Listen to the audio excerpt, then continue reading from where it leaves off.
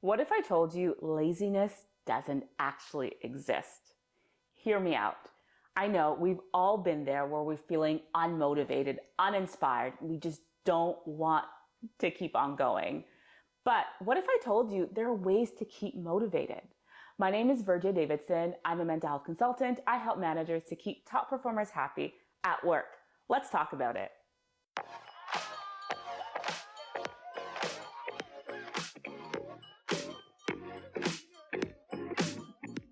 The first thing I want you to do is look within.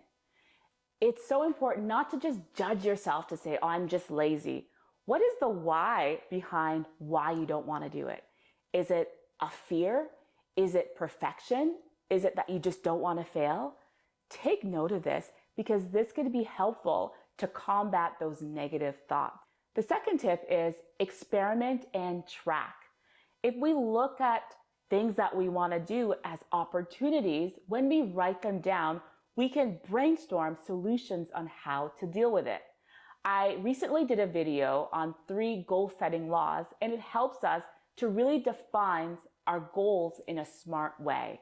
It's so important to tackle one thing at a time. If you try to do 3 or 4 things at the same time, you'll notice that the habits drop off. So this is where we need to track and also experiment with different things. Give yourself a week or 2 before you move on to the next thing.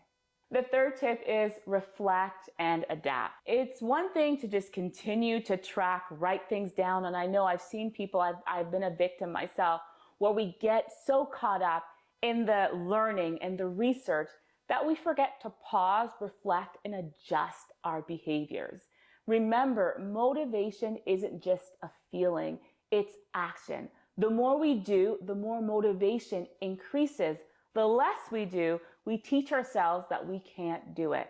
I hope these tips were helpful. Be sure to like or hit the subscribe button. Until next time.